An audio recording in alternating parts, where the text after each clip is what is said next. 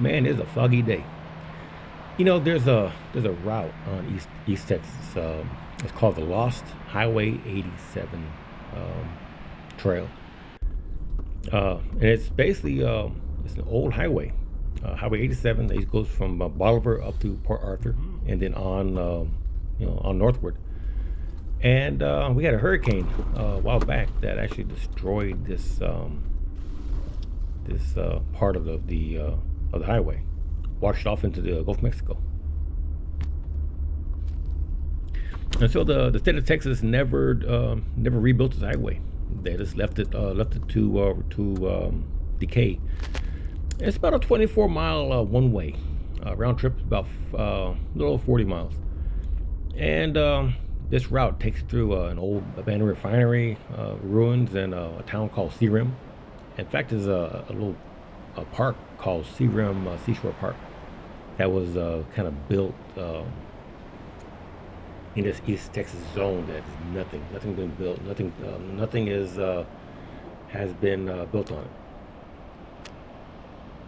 So now it's pretty much a little four-wheel drive Jeep trail. You can do dispersed camping along this stretch. It's kind of a cool place.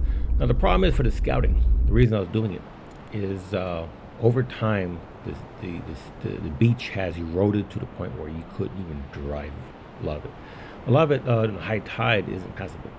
And I was out there about last year, and much of the beach was closed off to the public, and they were actually dredging, sucking up sand out of the Gulf of Mexico and dumping it back on the beach. And I wanted to see if this beach was actually drivable, and some of the segments that I was driving on looked pretty promising. The last thing you want to do is set up a camp, and then high tide comes in there, and you realize your camp is now underwater. Much what I'm driving here is actually would be right at the surf line. This pretty compact, kind of wet sand look would be right at the surf, right at the surf where the surf ends. So yeah, next year I do plan on doing all round trip 40 some odd miles, camp in the middle of it, and do some camping, do some fishing, something cool like that.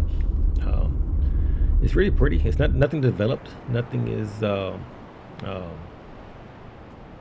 city lights. It's just kind of middle of nowhere on the ocean. Much how the coast of Texas would have looked, 500 years ago, before we began putting beach houses and developing everything on it. So 2026, that's my plan.